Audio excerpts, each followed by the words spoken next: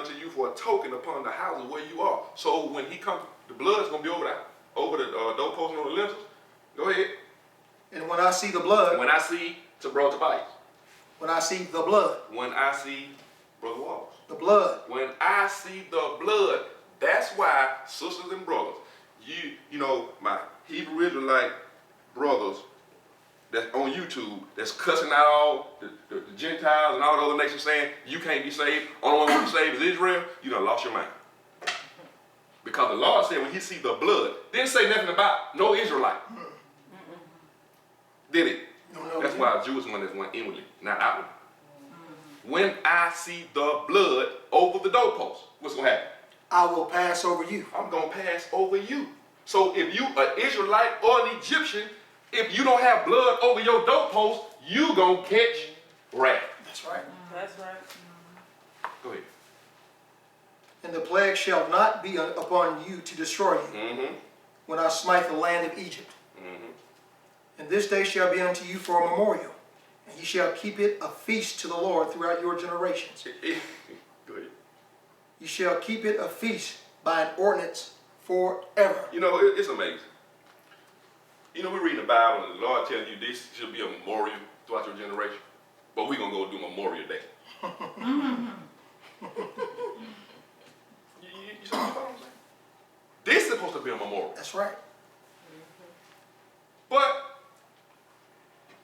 we go to church and we close the book and we do what we want to do. We don't want to come back to what thus said the Lord, because it requires discipline. It requires some effort. That's right. It don't take no effort to sin. You just do it and do it well. Amen. Right? Amen. Teach it. Teach it. You cuss somebody out, go ahead, just cuss them out. But you try to serve the Lord and you do that, you get some conviction. That's right. Now you got to go to apologize. That's right. There you go. But people that's in the world, cuss you out and sleep good. That's right. Follow me? Yeah, you're right. It's going to be a memorial throughout our generation of feasts for how long? Orders for how long, my brother? Forever. So let you know and go past Christ. That's right. Let's skip down to verse 23 because I want to get some things about this Passover. Go ahead. For the Lord will pass through to smite the Egyptians, and when he seeth the blood upon the lintel and on the two side posts, the Lord will pass over the door, and will not suffer the destroyer to come in unto your houses to smite you. Go ahead. And when ye shall observe this thing for an ordinance to thee and to thy sons forever, and it shall come to pass, when ye become into the land which the Lord will give you, according as he hath promised, that ye shall keep this service. When you come to the land he promised you, and at that time you talk about into the land of flowing with milk and honey, you're going to keep the promise, even to this day. The land we are now, you're going to keep this promise. You're going to keep this service. Skip down to verse 43, my brother. And the Lord said unto Moses and Aaron, this is the ordinance of the Passover. Okay, now this is the ordinance of this Passover. Go ahead. There shall no stranger eat thereof. Verse 4. Okay. There shall no stranger eat thereof. 44. Why? Go ahead. But every man's servant that is bought for money, when thou hast circumcised him, then shall he eat thereof. That means that stranger is talking about one that is not of the household of faith. But he said, every man's servant that is bought with money. In the spiritual sense, they're talking about when Jesus purchased with the blood. We're going to read that in the New Testament. After that has what? Circumcised him. That's right. So you can't deal with the Passover. They're circumcised. That's correct. Males. Go ahead. 45. A foreigner and a hired servant shall not eat thereof. That means one that just want to just come by, wait, and just, oh, y'all doing have some of that. That's right. Do that. Go ahead. In one house shall it be eaten. Thou shalt not carry forth out of the flesh in one house shall it be eaten. Thou shalt not carry forth out of the flesh of rod out of the house, neither shall ye break a bone thereof. All the congregation of Israel shall keep it. All the congregation of Israel going to keep it. What about the stranger? Go ahead. And when a stranger shall sojourn with thee, and will keep the Passover to the Lord, let all his males be circumcised. So if you're a non-physical Israelite, and you want to be a spiritual Israelite, thank you, sister.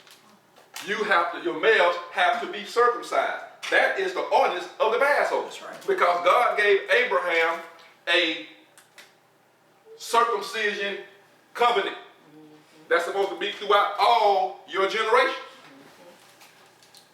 And it's not to be voided out forever. Yeah. Go ahead.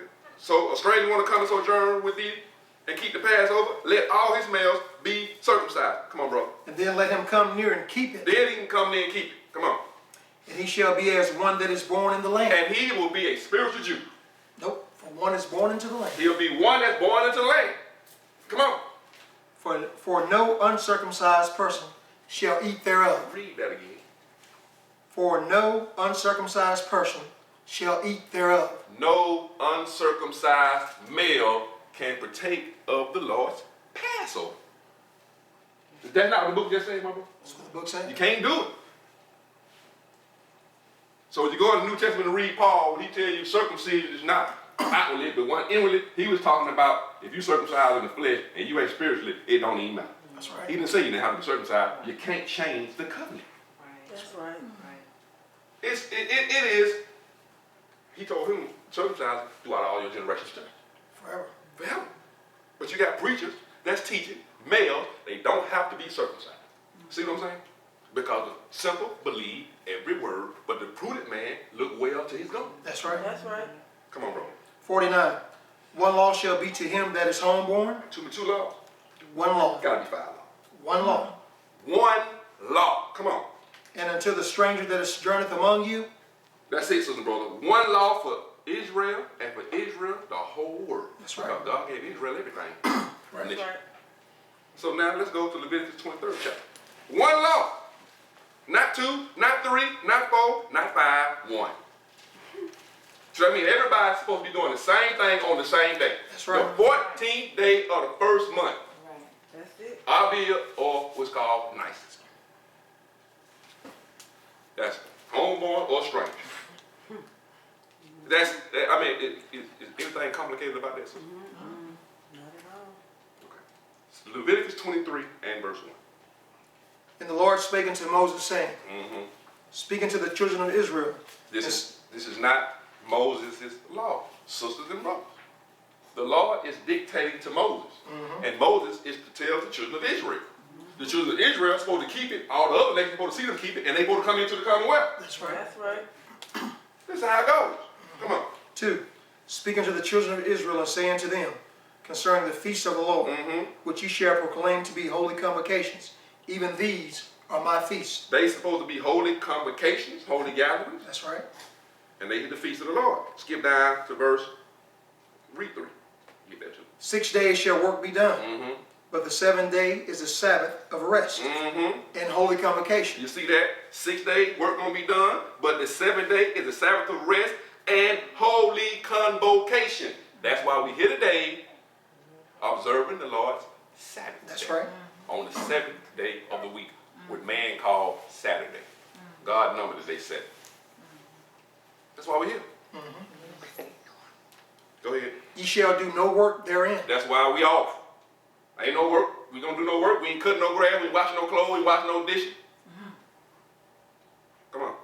It is the Sabbath of the Lord in all your dwellings. Wherever you find yourself at, you're supposed to have a holy convocation in all your dwellings. Verse 4.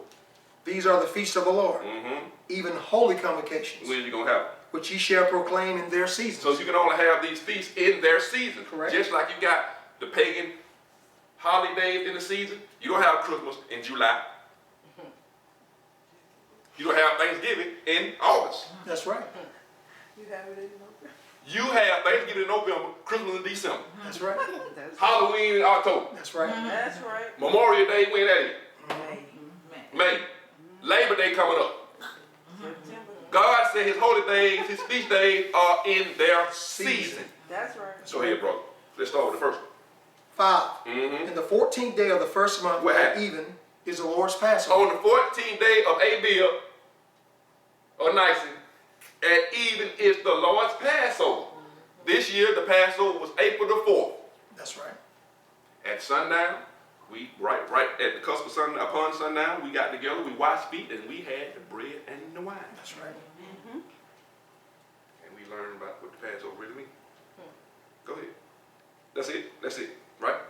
On the 14th day of the month, first month at even is the Lord's Passover. Let's see what happened when they came into the land. Joshua chapter 5. Joshua chapter 5. Some say Yehoshua. Some say Yeshua. Joshua chapter 5. And we're going to pick it up at verse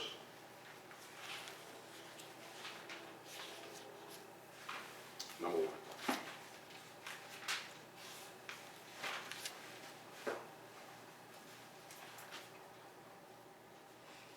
The bread and the wine. What is it called and when should we take it? We just read it. It's called Passover. That's right.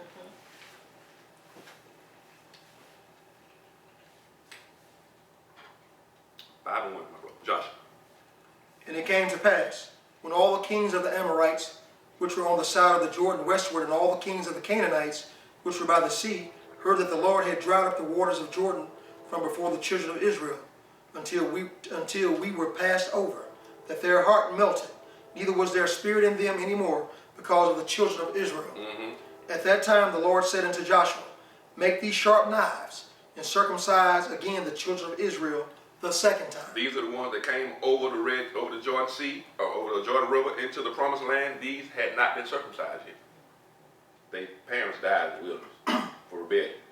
Go ahead. 3. And Joshua made him sharp knives, and circumcised the children of Israel at the heel of the foreskins.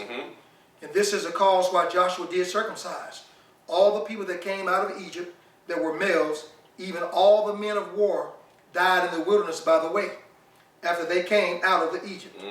Now all the people that came out were circumcised, but all the people that were born in the wilderness by the way, as they came forth out of Egypt, them they had not circumcised. Okay, so Joshua circumcised these men. Skip down to verse 10. And the I'm children, sorry. Keep reading. keep reading, 6. For the children of Israel walked 40 years in the wilderness, till all the people that were men of war, which came out of Egypt,